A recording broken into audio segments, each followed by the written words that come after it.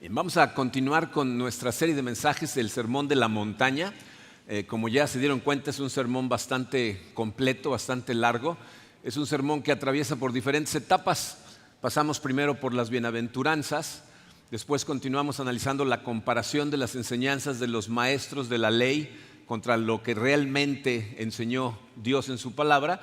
Y al iniciar el capítulo 6 empezamos a estudiar la oración. En este momento estamos atravesando el modelo de oración, esa oración que revolucionó al mundo y es la manera en que Jesucristo nos enseñó a orar. Hoy vamos a analizar el versículo 12 de Mateo 6 que dice así: y perdónanos nuestras deudas como también nosotros perdonamos a nuestros deudores.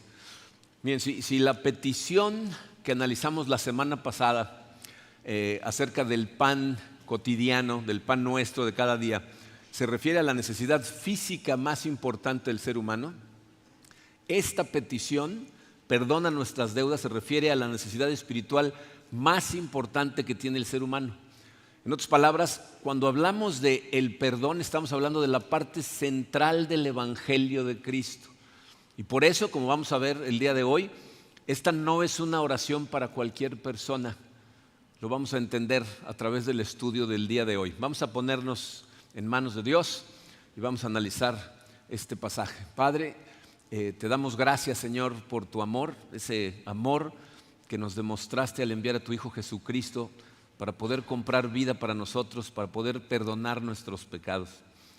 Señor, sé que vamos a analizar un tema verdaderamente profundo, de profunda importancia.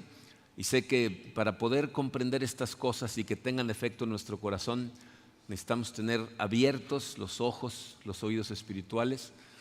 Y también sé, Señor, que eso solamente lo puedes hacer tú.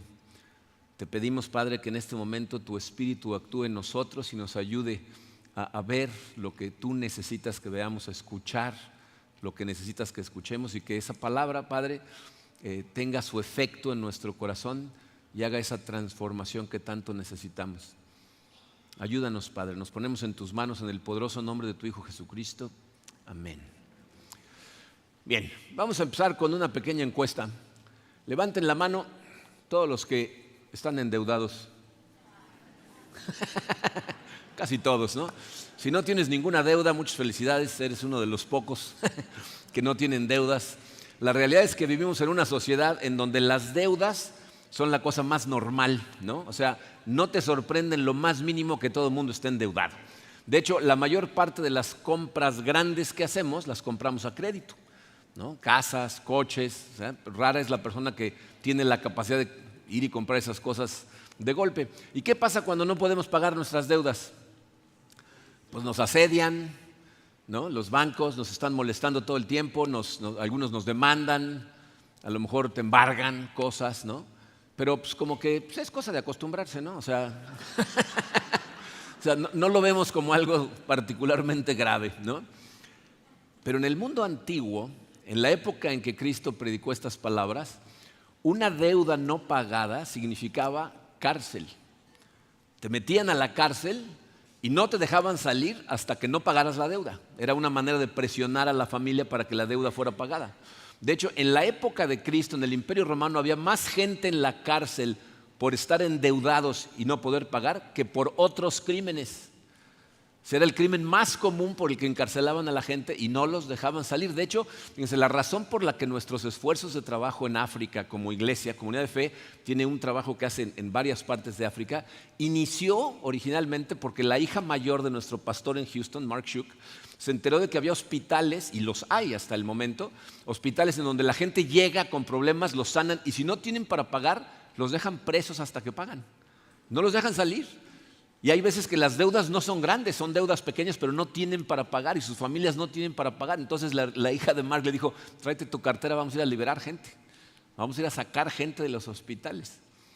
Entonces, ese es el contexto en el que Jesucristo nos enseña a orar diciendo: perdónanos nuestras deudas como nosotros perdonamos a nuestros deudores. Una deuda no pagada en esa época significaba una ofensa muy grave y traía consigo un castigo muy, muy severo. Y el perdón de una deuda entonces era considerada como una misericordia extravagante. Entonces, ese es el contexto en el que tenemos que entender las palabras de Cristo. Pero antes de entrar a las enseñanzas que se desprenden del pasaje, de las dos partes del pasaje, necesitamos hacer una observación. Porque este pasaje habla del perdón de Dios. Y cuando hablamos del perdón de Dios, existen dos perspectivas que necesitamos analizar detenidamente. Su número 1 romano en el programa dice, dos perspectivas en relación al perdón de Dios. La primera de ellas es la de una persona delante de Dios como un criminal delante de su juez pidiendo misericordia. Esa es una perspectiva. La perspectiva de un hombre, una mujer que va ante Dios, ¿verdad? Y lo que está pidiendo es misericordia porque se sabe un criminal. Cuando tú y yo decimos, Padre nuestro, perdona nuestras deudas, estamos reconociendo que hemos fallado en darle a Dios la obediencia que Él merece, a la obediencia que le corresponde. De acuerdo a la Biblia, absolutamente todos los seres humanos le debemos obediencia a Dios. Y también todos hemos fallado en dársela. Por eso nosotros nos presentamos ante Dios sabiéndonos condenados y merecedores de su ira, que es justa. Porque sabemos que solamente su perdón puede quitar nuestra culpa y restaurar, o más bien establecer una relación con Dios. Pero eso requiere arrepentimiento por parte del pecador. En Marcos capítulo 1 nos dice la Biblia que cuando Jesús se fue a Galilea a predicar, predicó de esta manera. Marcos 1 versículo 15 dice, se ha cumplido el tiempo, decía, el reino de Dios está cerca, arrepiéntanse y crean las buenas noticias. Lo que Jesús está diciendo es, no podemos entrar en el reino de Dios sin arrepentirnos y sin fe. Si yo no reconozco mi condición culpable, entonces no puede haber una comunión con Dios. El arrepentimiento y la fe son de alguna manera como las dos tenazas con las que yo me aferro a Cristo.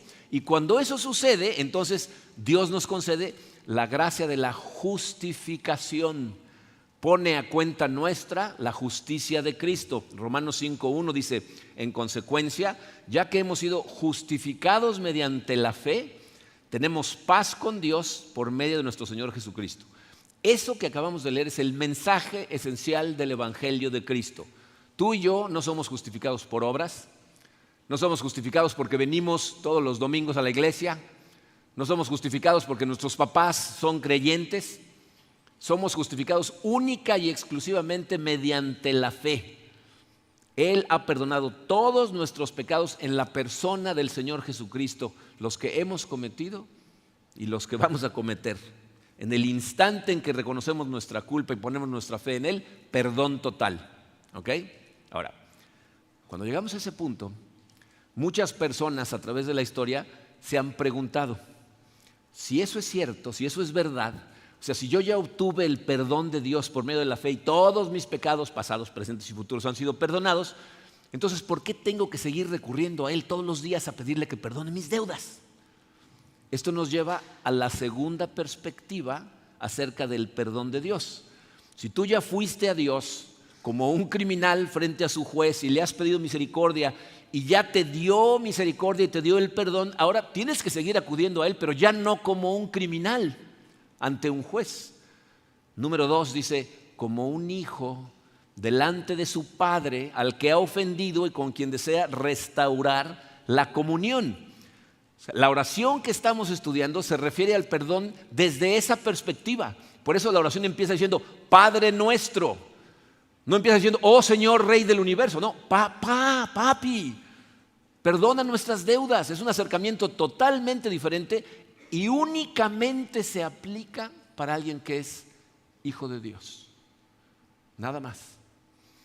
Estamos diciendo, papá, vengo como un hijo al que sé que amas y vengo a pedirte que me perdones porque sé que te he ofendido y lo que quiero es estar en paz contigo. Quiero restaurar mi comunión contigo. Ese es el perdón al que hace referencia esta oración, el que se otorga a un hijo cuando éste confiesa su pecado. El perdón judicial, o sea, el del juez, ya fue otorgado al pecador arrepentido. Pero como somos seres imperfectos, vamos a seguir cayendo constantemente y entonces necesitamos acudir todos los días a nuestro Padre a pedirle perdón de nuestros pecados. Miren, yo estoy convencido que por eso muchos cristianos no tienen una verdadera comunión con Dios, porque no son conscientes de la necesidad de seguir yendo a Él a pedirle perdón por las deudas en las que incurren con Él en el día a día. ¿Ok? Entonces, esas es las dos perspectivas. La segunda es a la que se refiere esta oración. Vamos a ver ahora las enseñanzas que se desprenden del pasaje. Lo vamos a dividir en dos. Número 2, Romano, dice lecciones acerca de la petición, perdónanos nuestras deudas. ¿Qué podemos aprender? ¿Qué nos enseña Jesucristo al enseñarnos a orar esas palabras? Son 4 lecciones. La primera de ellas dice, Jesús se refiere al pecado como una deuda que contraemos contra Dios o con Dios. En el lenguaje original de ese pasaje, la palabra que se utiliza es deuda. ¿Ok? Porque muchas personas ven otras traducciones de la Biblia en donde lo tradujeron como ofensa, pero la palabra original es deuda. Lo que nos está diciendo ahí Jesucristo es que cuando Él habla de deuda, de lo que está hablando es del pecado. ¿Cómo podemos saber eso? Y si vamos al evangelio paralelo en donde nos enseñan el Padre Nuestro, se encuentra en Lucas capítulo 11. Acuérdense que Mateo era judío, y entonces Mateo le hablaba a los judíos con palabras que entendían los judíos. Lucas era un gentil, era un doctor que era un seguidor de Pablo, y entonces él le escribe hablándole a los gentiles con palabras que entendieran los gentiles. ¿Okay? Y fíjense cómo él intercambia los términos. En Lucas 11, versículo 4, dice, y perdónanos nuestros pecados, porque también nosotros perdonamos a todos los que nos deben. Entonces ahí está igualando pecado con deuda. Cuando Jesucristo habla de deudas, nos está hablando de pecados. ¿Okay? Entonces la pregunta es, ¿qué es un pecado? ¿No? O sea, cuando ofendemos a Dios, acudimos a Él y decimos, perdona nuestros pecados. Dice, pecado, la definición teológica es falta de conformidad con la ley de Dios o la transgresión de la misma. ¿No? O sea, falta de conformidad con la ley de Dios o cuando transgredimos la ley. Pecamos con Dios cuando nos quedamos cortos de alcanzar la medida de obediencia que la ley requiere o cuando rompemos sus límites. Para entenderlo de una manera más clara, miren, la palabra más común que la Biblia utiliza en griego cuando habla de pecado es amartías, que significa literalmente errar al blanco o no alcanzar la meta. La ley lo que hace es señalarnos cuál es el blanco o en dónde está la meta. Y cuando nosotros le tratamos de dar al blanco, tratamos de llegar a la meta y no llegamos, entonces pecamos. No llegamos a la perfección de Dios o a la perfección de su Hijo Jesucristo. ¿Cómo fallamos? ¿Cómo rompemos esa ley? Lo hacemos de 2 formas. La primera, ya la mencioné, desobedeciendo.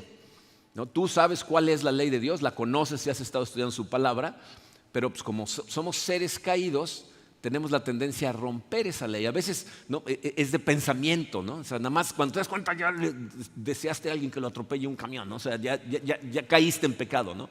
Hay cosas que hacemos a propósito, hay cosas que hacemos sin querer, pero cuando desobedecemos la ley de Dios la estamos rompiendo. Pero hay otra manera en que la rompemos que muchas veces ni cuenta nos damos.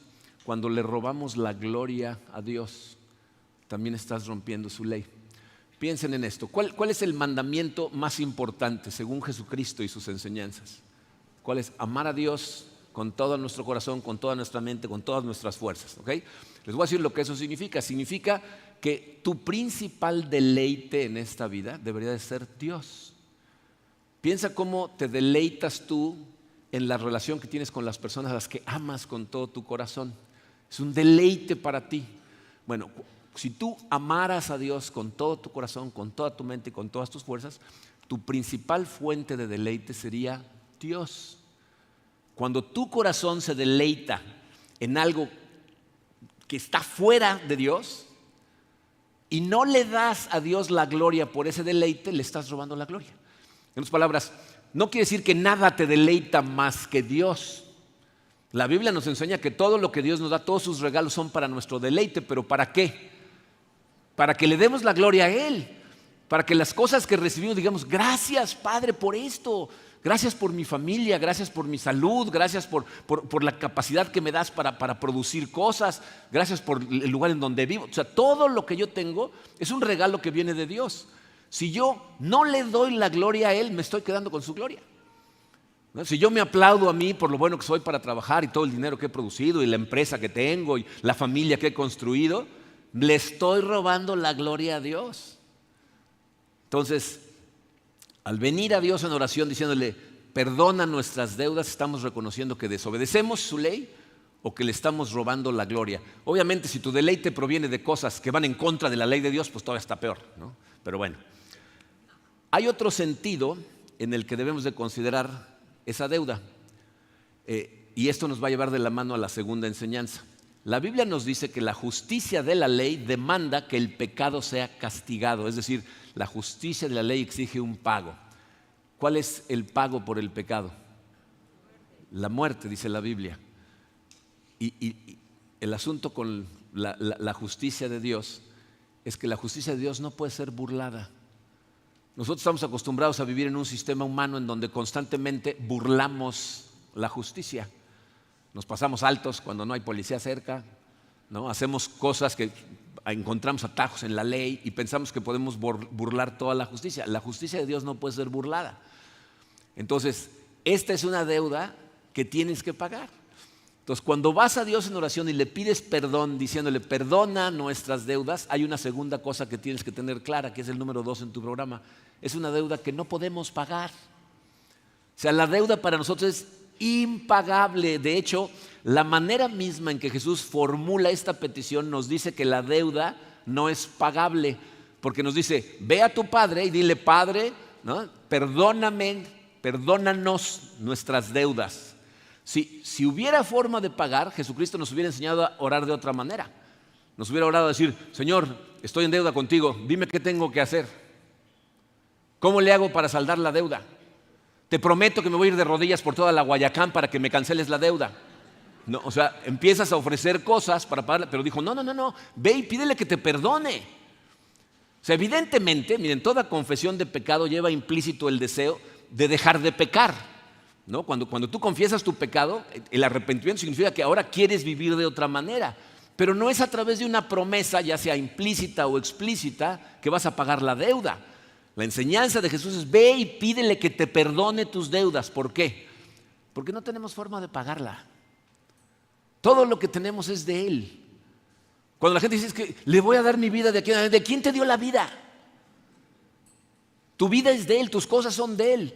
Y aunque te pasaras el resto de tu vida tratando de hacer obras para tener contento a Dios, no te alcanzaría, porque la deuda que tenemos con Dios es increíblemente grande, es del tamaño de Él. Es su perfección. Entonces, no trates de hacer algo que Dios nos dice que no puedes hacer. No puedes pagar la deuda. Pero aquí es en donde vemos la maravilla de la oración que nos está enseñando Jesucristo, porque la tercera enseñanza dice, Dios está dispuesto a perdonar nuestras deudas. Que Jesucristo nos haya enseñado diciendo vayan y pídanle perdón por sus deudas significa que Dios, el corazón de Dios está inclinado a perdonarnos. Porque Jesucristo nunca nos enseñaría a pedir algo que el Padre no está dispuesto a hacer. ¿Se imaginan qué irónico y qué triste sería esto? Que Jesús nos dijera, ve y pide perdón. Perdón, Padre. No. Y Jesús, no, o sea, no te va a pedir que hagas algo que Él sabe que Dios no está dispuesto a hacer. Eso significa que tú y yo podemos ir y pedir perdón por nuestros pecados con la confianza de que estamos orando conforme a la voluntad de Dios. Y cuando oramos conforme a la voluntad de Dios, ¿qué nos enseña la Biblia? Primera carta de Juan, capítulo 5, versículo 14, dice, esta es la confianza que tenemos al acercarnos a Dios, que si pedimos cualquier cosa conforme a su voluntad, Él nos oye. ¿Cómo podemos saber si estamos pidiendo conforme a su voluntad? Si oramos basándonos en este modelo de oración que Cristo mismo nos enseñó. ¿Cómo empieza esta oración? Santificado sea tu nombre, empieza con Él. Venga tu reino. Que se haga tu voluntad. O sea, empezamos dándole gloria a Dios y luego pasamos a nuestras necesidades reconociendo que el que provee todas nuestras necesidades es Él. Danos hoy nuestro pan cotidiano, perdona nuestras deudas. O sea, no debemos tener la menor duda de que Dios está dispuesto a perdonarnos. Miren lo que dice el Salmo 86, versículo 5. oh Señor, eres tan bueno, estás tan dispuesto a perdonar, abundante en misericordia para con todos los que te invocan. O sea, Dios está totalmente dispuesto a perdonar, es decir, a darle misericordia a toda la gente que lo invoca. Ya no me cabían versículos en su programa, pero apunten por ahí, Miqueas 7:5, Miqueas capítulo 7, versículo 5, dice que Dios se deleita en la misericordia. ¿Se han puesto a pensar en lo que eso significa? Que Dios se deleite en la misericordia, es decir, cuando Dios perdona a un pecador, eso alegra su corazón, le da alegría poder perdonar a un corazón. Sin embargo, hay algo que debe de suceder para que Dios nos pueda perdonar. La enseñanza número 4 dice, la confesión es necesaria para que nuestros pecados sean perdonados. Dios te quiere perdonar, pero nosotros necesitamos reconocer nuestros pecados, porque esa es la única posibilidad en que podemos permitirle a Dios hacer una transformación, cuando reconocemos que somos pecadores. En 1 de Juan 1:9 dice, si confesamos nuestros pecados, Dios, que es fiel y justo, nos los perdonará y nos limpiará de toda maldad. ¿Por qué dice fiel y justo? Fiel porque cumple sus promesas. Él nos prometió que nos va a perdonar. Entonces Dios es fiel y nos va a perdonar. ¿Y por qué es justo? Porque si tú pusiste tu fe en Jesucristo, significa que Cristo murió en la cruz y cargó con tus pecados, es decir, pagó por tus pecados. Está interviniendo por ti, sentado a la derecha de Dios, y cada vez que tú pecas y vas en confesión, Él dice, ese pecado yo ya lo pagué. Dios es justo y no va a pedir una repetición del pago. Ya se pagó. Si te hiciera pagar otra vez sería injusto. Entonces, Dios, que es fiel y justo, nos los perdonará si confesamos. Mira, no sé qué hay en tu pasado. No sé si hay cosas que te cargan realmente, de esas cosas que hicimos que cuando regresan a nuestra mente nos quitan el sueño. Pero necesitas entender, en la Biblia lo que nos está enseñando Jesucristo es que si tú confiesas tu pecado verdaderamente arrepentido, Dios está dispuesto a perdonarte inmediatamente. ¿Ustedes recuerdan la lista de terribles pecados que cometió David cuando era rey de Israel? Cometió una serie de pecados que la verdad empieza con lujuria. Tiene lascivia en su mente, empieza a ver una mujer que se está bañando, abusa de su poder como rey, la manda a traer, comete adulterio, luego miente para cubrir su pecado, trata de engañar al marido para que piense que el embarazo de esa mujer viene de él, y cuando no funciona, asesinato. El profeta Natán lo confronta de una manera muy inteligente. Los invito a leer 2 de Samuel 12, más adelante, para que vean lo que hace el profeta Natán. Pero una vez que lo confronta y David entiende lo que hizo, escuchen lo que sucede. 2 de Samuel 12, versículo 13. Entonces David dijo a Natán, he pecado contra el Señor. Y Natán dijo a David, el Señor ha quitado tu pecado, no morirás. Gracias a Dios, entre la confesión de David y las palabras del profeta Natán existe la conjunción y. David confesó y de inmediato Natán dijo, tu pecado está perdonado, de forma inmediata. ¿Saben qué es una cosa muy triste? Si leen la historia de lo que pasó con David, se van a dar cuenta que David pasó más de un año antes de confesar su pecado. Y si conocen la historia de David, él mismo confiesa que durante el tiempo en que no confesaba su pecado se estaba marchitando, su vida espiritual estaba por los suelos, se había desconectado de Dios, estaba a punto de morir, y después confiesa. Y yo casi puedo imaginarme a Dios durante todo ese año viendo a su hijo amado David sufriendo de esa manera, diciéndole, ya confiesa. Yo te quiero perdonar, pero necesitas reconocer lo que hiciste. Entonces Dios desea perdonarnos, Dios desea comunión con nosotros. Si eso no fuera verdad, ¿para qué hubiera mandado a su Hijo Jesucristo? ¿Para qué el sufrimiento de Jesús si Dios no te quiere perdonar? Pero nada de eso es posible mientras el pecado nos separe de Él. Tenemos que ir a Él con humildad, hacer una confesión genuina y específica. Entonces, esto se trata de que tú reconozcas las cosas que hiciste. No que vayas y le digas, Señor, he pecado mucho, perdón. Se trata de que reconozcas en detalle lo que hiciste ante Dios, porque necesitas verte como realmente eres para entender tu condición. Miren, aquí en la iglesia tenemos un ministerio que se llama Celebremos la Recuperación. Es un ministerio que trabaja precisamente para ayudar a la gente a sacar de su corazón todas las cosas que han hecho a otras personas y las cosas que otras personas les han hecho, que los tienen tan marcados que no pueden relacionarse bien ni con ellos mismos, ni con la gente a su alrededor, ni con Dios. Parte de ese proceso es un programa que cuando llegan al cuarto paso tienen que hacer un inventario de todas las cosas que han hecho a otras personas en su vida. Es una de las partes más difíciles del proceso porque te tienes que ver como realmente eres, reconocer todo lo que has hecho. Pero la parte más difícil es el siguiente paso, porque entonces se lo tienes que confesar a un mentor. Y ahí es en donde casi toda la gente sale corriendo. Ya no quieren seguir, porque reconocer la clase de cucaracha que somos es muy doloroso, pero es necesario. Entonces necesitamos confesar. Y si confesamos verdaderamente arrepentidos, Dios nos perdona. Miren, yo sé que hay personas que piensan que esa es una enseñanza muy peligrosa, ¿no? O sea, si yo le enseño a la gente que si pides perdón, Dios te perdona, hay gente que dice, pues entonces puedo seguir pecando. Al fin voy y le pido perdón y me perdona, ¿no? Hay gente que se toma la gracia de Dios a la ligera. Pero como se los he tratado de explicar muchas veces, una persona que piensa de esa manera es una persona que realmente no ha sido salvada por Dios.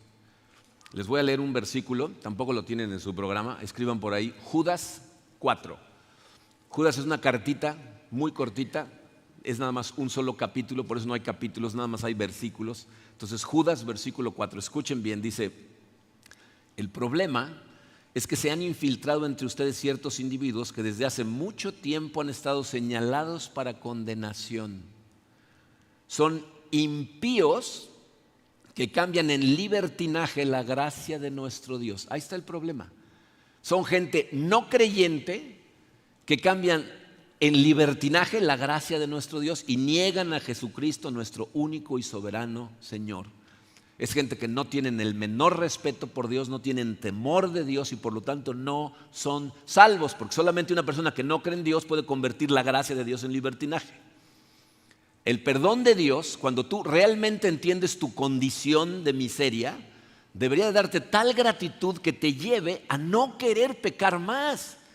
No a pensar, ¡uy! Al revés, te empieza a dar asco tu pecado. Eso es lo que significa verdadero arrepentimiento, un dolor por saber que estás pecando. Entonces, eso es lo que Jesús nos muestra con esa enseñanza. Vamos como hijos de Dios a nuestro Padre que nos ama y le pedimos perdón porque volvimos a caer con la intención de restaurar nuestra relación con Dios y de caminar de una manera diferente de ese momento en adelante. Ahora, Jesucristo añadió una cláusula a esta petición que es súper importante, que es como termina el versículo 12, dice, como nosotros perdonamos a nuestros deudores. Y miren, esta parte es tan importante que cuando terminó de enseñar todo el Padre Nuestro, lo siguiente que hizo fue ampliar el contenido de esa parte. Dicen los versículos 14 y 15 de Mateo 6, porque si perdonan a otros sus ofensas, también los perdonará a ustedes su Padre Celestial. Pero si no perdonan a otros sus ofensas, tampoco su Padre perdonará a ustedes las suyas. Dice, esta petición es la única petición del Padre Nuestro que Jesucristo consideró tan importante que necesitó ampliar un poquito más. Por lo tanto, necesitamos profundizar en esto. Lo que Jesús nos está diciendo es que de alguna manera el perdón de Dios está relacionado con nuestra capacidad de perdonar, pero no como mucha gente ha interpretado a través de la historia de forma radicalmente equivocada. Entonces vamos a analizar esto. Número 3, Romano dice, relación entre nuestro pecado y el perdón, entre nuestro perdón y el perdón de Dios. Les voy a decir primero lo que esto no significa. No significa que el perdón de Dios depende de nuestro perdón. No puede significar eso. Si esto fuera así, Jesús nos hubiera enseñado a orar de una manera diferente. Nos hubiera enseñado a decir, perdónanos nuestras deudas debido a que nosotros ya perdonamos a los que nos ofendieron a nosotros, a los que nos deben a nosotros. Lo que dice es, como también nosotros perdonamos a nuestros deudores. Miren, si hay un tema que se mantiene constante a través de todas las escrituras, es que la salvación que Dios ofrece es única y exclusivamente por gracia, sin pago. La gracia es algo que recibimos, valga la redundancia, gratuitamente sin merecerlo. Entonces, si esto significara que el perdón de Dios depende de que nosotros perdonemos, sería una contradicción a todo lo demás que enseña la Biblia. De hecho, la oración misma que nos está enseñando Jesucristo sería una contradicción contra sí misma, porque acabamos de ver que Jesús nos enseñó que no podemos pagar la deuda. Y si no podemos pagar la deuda, ¿cómo nos va a enseñar ahora Jesucristo que podemos presentar un pago por nuestra deuda perdonando a otras personas? Fíjate, cuando tú pagas una deuda, no pides después que te la perdonen, ¿no? O sea, tú no vas al banco cuando terminas de pagar la tarjeta de crédito y dices, oye, ya terminé de pagar, ya perdónenme. ¿Les dices eso? ¿Qué les dices? Ya cancélenla. Me están queriendo cobrar más, ya la pagué, ¿no? Cancelen la deuda. Entonces, Jesucristo no nos está enseñando que podemos cancelar la deuda. Estamos pidiendo que nos la perdonen. Por lo tanto, la relación no es de méritos, no es de amenaza por parte de Cristo. Más te vale que perdones, porque si no, perdón. No es una amenaza. La relación, fíjense, se puede ver de dos formas. La primera de ellas, letra A, es una relación comparativa. Está comparando los dos perdones. Dice, como nosotros perdonamos a nuestros deudores. Ahí el énfasis de esa frase recae en la palabra nosotros. O sea, lo que Jesucristo nos está enseñando es esto. Si nosotros, tú y yo, que por naturaleza tendemos al resentimiento, ahora por la obra del Espíritu Santo perdonamos a nuestros deudores, ¿cuánto más Dios estará dispuesto a perdonarnos, siendo que ha sido Él el que ha hecho la obra en nosotros de darnos un corazón perdonador? O sea, si somos honestos, fíjense, ¿cuál es la disposición natural de tu corazón cuando te ofenden? O sea, ¿cómo respondes antes que te acuerdes que eres cristiano? ¿Cómo? ¿No? O sea, enojado, ira, amargura, deseos de venganza, ¿no? Esa es nuestra primera inclinación. Pero ahora, como nos está transformando el Espíritu Santo, de pronto empezamos a darnos cuenta que empezamos a sentir deleite al perdonar a otra persona. Entonces, ser testigo de tu propia transformación te debería de dar la confianza de saber que Dios es un Dios perdonador. Y al mismo tiempo, fíjate, el que tú estés dispuesto a perdonar es un testimonio de que la gracia de Dios está obrando en tu corazón. O sea, tu corazón está empezando a reflejar el corazón de Dios. Aunque lo reflejamos de una manera pequeñita, pero empieza a haber un reflejo del corazón de Dios en tu propio corazón. Entonces, es una relación comparativa, como ¿se acuerdan en Mateo 7 cuando dice, si ustedes, padres que son malos, saben darle buenas cosas a sus hijos, cuánto más su padre? Es lo mismo. ¿Ok? Pero bueno, entonces por un lado es comparativa. Por otro lado, letra B, es una relación de apremiamiento. Me explico. La comprensión del perdón divino es algo que nos apremia, nos compele, nos mueve, nos empuja a perdonar. No olviden que esta es la oración de un cristiano que puede llamar a Dios Padre, Papi. ¿Qué es un cristiano? Un cristiano es un pecador que ha comprendido su condición de miseria y ha venido a Dios clamando por misericordia y se ha encontrado con la maravillosa noticia de que Dios está dispuesto a perdonarlo en Cristo Jesús. Por eso es tan importante que realmente seas consciente de tu condición ante Dios. Porque si tú no eres consciente de que eres un pecador a quien se le ha perdonado todo, entonces no vas a entender nunca lo increíble de las buenas noticias del Evangelio. Pero si lo entiendes, eso debería de moverte a querer perdonar a la gente que te ofende tal y como Dios lo hizo contigo. Dice Pablo en 2 Corintios 5, inicio del versículo 14 y final del 15, dice, pues el amor de Cristo nos apremia. Ahí está la palabra, ¿no? Es apremiante. El amor de Cristo nos apremia. ¿A qué? Dice, para que los que viven ya no vivan para sí, sino para aquel que murió y resucitó por ellos. ¿Para qué murió Cristo y resucitó? Para perdonarte. La única forma que tenía de perdonar todos tus pecados era cargar con ellos en la cruz, morir sacrificándose Él, dando el pago que requiere la ley para que tú fueras perdonado. Y entonces, cuando tú entiendes el Evangelio, cuando comprendes que Jesucristo por amor a ti murió para poder perdonarte, entonces el amor de Cristo te compele, te empuja, te mueve a perdonar. Entonces la relación que existe entre el perdón de Dios y el nuestro no es de méritos, no es de amenaza, sino es comparativa y es apremiante. ¿Okay? Ahora vamos a ver qué es lo que esa cláusula significa, o sea, cuáles son las lecciones que obtenemos acerca de nuestra capacidad de perdonar. Es el número 4, Romanos, lecciones acerca de nuestra capacidad de perdonar. A toda velocidad son 4 enseñanzas. Número 1, un espíritu perdonador es una marca segura de que hemos sido perdonados por Dios. O sea, una persona que ha sido perdonada por Dios es perdonadora. Miren, es un hecho que tenemos residuos pecaminosos en el corazón.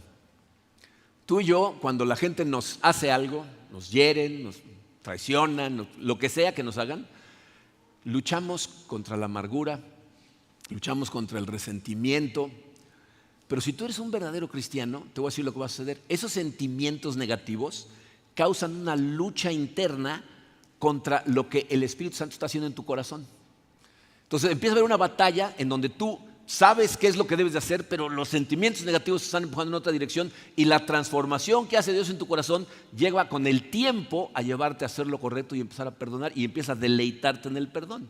O sea, el fruto de un corazón perdonado es que se convierte en perdonador. Entonces, si tú tienes un corazón perdonador, es una marca segura de que entiendes que has sido perdonado totalmente. El otro lado de esa moneda, número 2, dice: la ausencia de un espíritu perdonador es una muestra clara de que no ha habido un arrepentimiento genuino. O sea, la gente que no puede perdonar, en realidad no ha reconocido el estado de su corazón y no se ha arrepentido. O sea, si el Dios del universo me perdonó siendo yo tan terrible pecador, ¿cómo no voy yo a perdonar a otros? A menos que yo no me vea a mí mismo como un terrible pecador. Que ese es el problema de mucha gente que no puede perdonar. Ellos se sienten que son buenos y el otro es el malo. Yo estoy bien. Si ese es tu caso, déjame preguntarte, ¿de qué te arrepentiste? ¿No te has dado cuenta de la oscuridad de tu corazón? O sea, decir que fuimos perdonados y no tener disposición a perdonar es una contradicción en términos. No has entendido que realmente te perdonaron mucho. Hay una historia que no la voy a leer, está muy larga, la pueden leer después, está en Mateo 18, seguramente la conocen, de un rey que está dispuesto a ponerse a cuentas con todos sus siervos y se encuentra con un siervo que ha estado despilfarrando el dinero y tiene una deuda con el rey que, para ponerlo en términos del día de hoy, le debe al rey como $500 millones y el individuo gana como $50 al mes, ¿no? Entonces no puede pagar la deuda y el rey le dice: págame la deuda. No puedo. Y el rey le tiene misericordia y le dice: ok, cancelamos tu deuda, te voy a perdonar, y lo deja ir. Y el individuo sale y se encuentra con un amigo que le debe $50 y le dice: págame mis $50. No tengo para pagar, y lo mete a la cárcel hasta que le pague.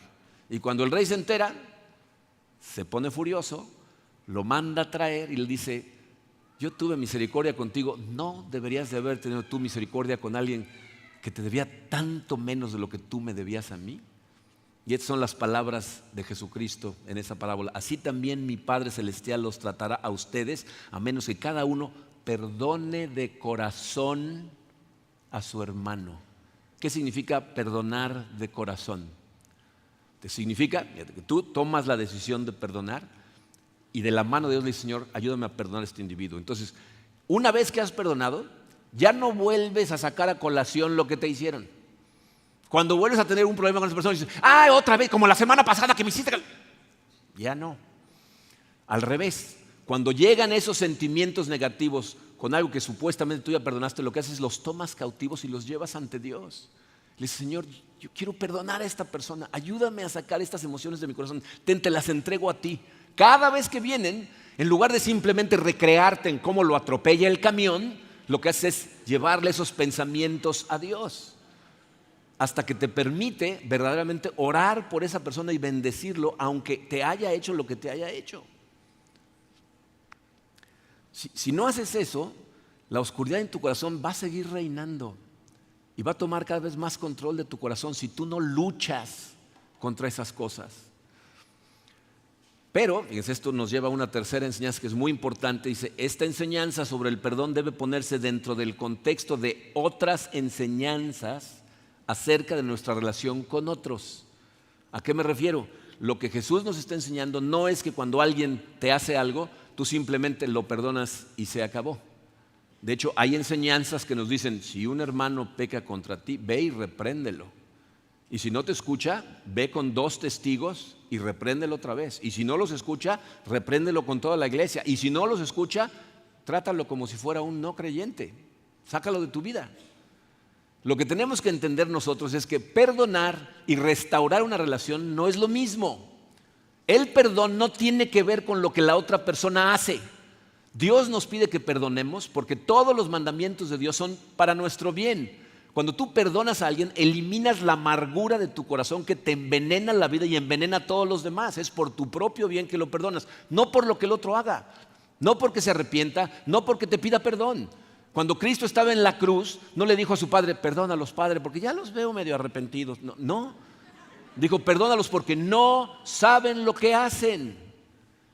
Entonces nosotros perdonamos porque Dios nos manda a perdonar para nuestro propio bien, independiente de lo que otro haga. Ahora, restaurar la relación con el otro, eso sí depende del otro. Si el otro verdaderamente se arrepiente, pide perdón y cambia su comportamiento y hace cosas para asegurarse que su comportamiento nunca va a regresar al que tuvo antes, entonces a lo mejor yo estoy dispuesto a restaurar la relación. Pero si no, no tengo que restaurarla, pero tengo que perdonarlo. Eso es lo que nos enseña Jesucristo. Y la última, dice, en esta enseñanza, Cristo implica que entre sus discípulos habrá motivos constantes para pedirse perdón. Ya sé que esto nos causa a todos un shock. ¿Cómo? ¿Entre nosotros? La iglesia sería un lugar perfecto si tan solo no hubiera gente, ¿no? Pero la iglesia es la gente, somos la iglesia. Vamos a tener causas para tener que perdonarnos mutuamente toda la vida, aún entre nosotros, y es algo que necesitas entender.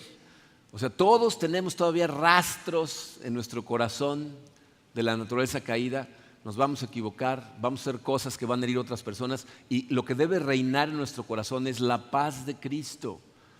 Debemos de aprender a pedir perdón y a otorgar perdón a la gente. Eso es lo que debe de reinar en tu corazón. Entonces, analiza tu vida.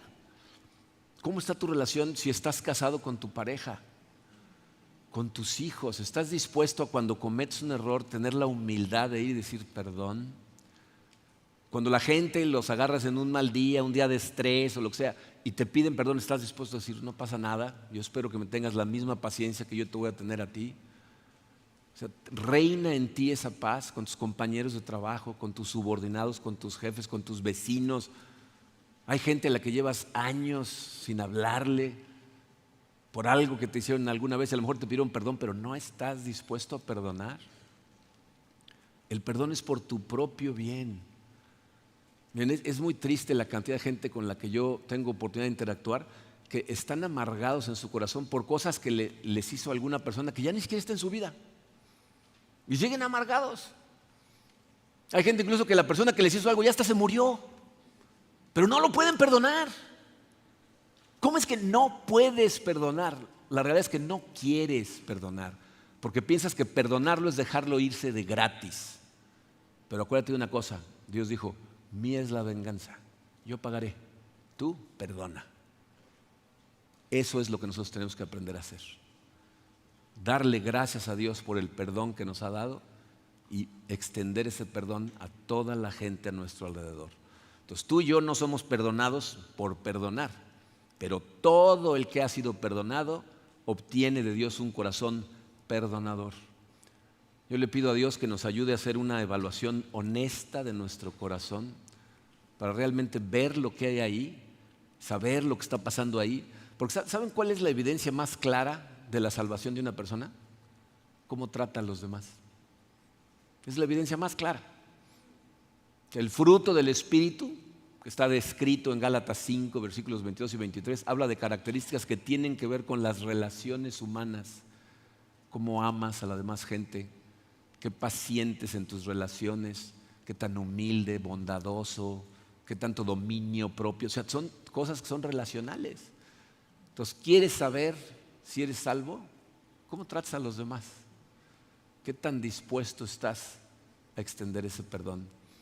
Y le pido también a Dios que nos ayude para no confundirnos cuando empieza esa lucha interna que tenemos por tratar de mortificar nuestros pecados. Que no te confundas y pienses, a lo mejor no he recibido el perdón de Dios. La lucha es normal, pero lo que debe de triunfar en tu corazón es el amor y la paz de Dios, no los sentimientos negativos.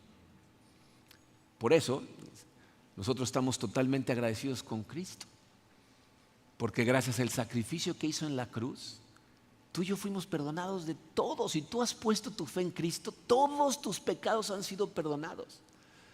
Y eso es lo que proclamamos al mundo cuando celebramos la cena del Señor, porque eso es lo que representa la sangre y el cuerpo de Cristo que fue entregado para el perdón de nuestros pecados, el Evangelio de Cristo.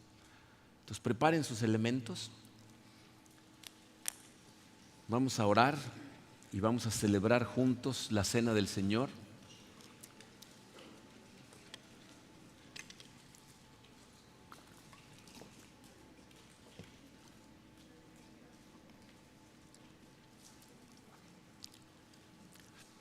Si a alguien le faltan elementos, acá de este lado, Betty, mira.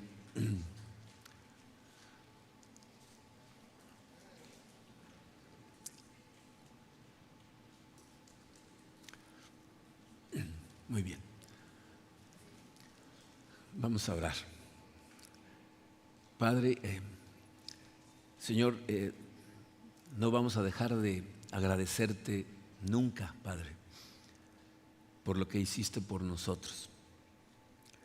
Gracias, Señor, por haber enviado a tu Hijo Jesucristo, quien vino a esta tierra sabiendo a lo que venía, a vivir una vida perfecta, para luego entregarse voluntariamente a ser crucificado, dar su vida y derramar su sangre para el perdón de todos nuestros pecados, Señor. Cargó con la ira que estaba dirigida a nosotros por nuestra rebelión, pero que la recibió totalmente Él. Sé, Señor, que aun cuando lo analizamos y lo estudiamos y lo leemos en tu palabra, realmente nunca vamos a entender al 100% el intercambio que realizó Jesucristo por todos nosotros. Pero te damos gracias, Señor. Te damos gracias porque somos los beneficiarios de ese sacrificio. Y en este momento, Padre, mientras nos comemos este pan, nos tomamos este jugo, recordamos que este pan representa tu cuerpo, al que voluntariamente entregaste. Y este jugo representa tu sangre, a través de la cual somos todos totalmente limpios e hijos tuyos, por lo que podemos acudir a ti y decirte, Padre nuestro. Recordamos estas cosas, Señor, mientras nos comemos este pan.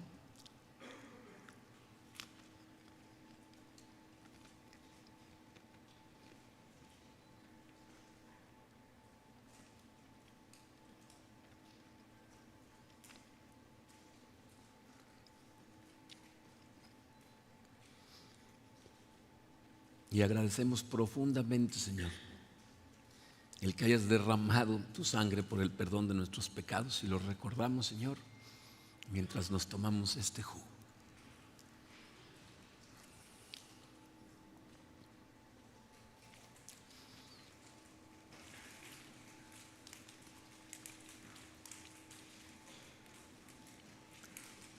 Quiero pedirte, Padre, que conforme salimos el día de hoy, nos llevemos con nosotros todos estos conocimientos, que nos recuerdes que contraemos deudas contra ti cada vez que rompemos tu ley, cada vez que te robamos la gloria, y que es una deuda que es totalmente impagable, por lo cual tenemos que acudir a ti verdaderamente arrepentidos de corazón, Señor,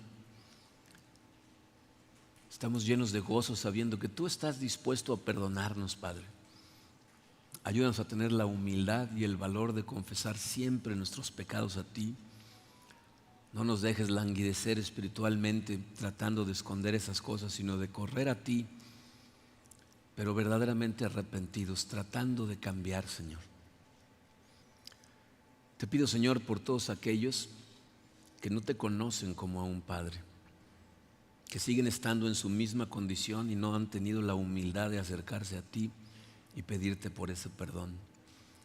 Te pido que hoy, Señor, tengas misericordia de ellos, que toques sus corazones y que entiendan que pueden convertirse en tus hijos en este momento, simplemente reconociendo que han estado en rebelión contra ti y pidiéndote tu perdón. Bendícenos a todos, Señor, bendice a esta tu iglesia. Te lo pedimos en el poderoso nombre de tu Hijo Jesucristo. Amén.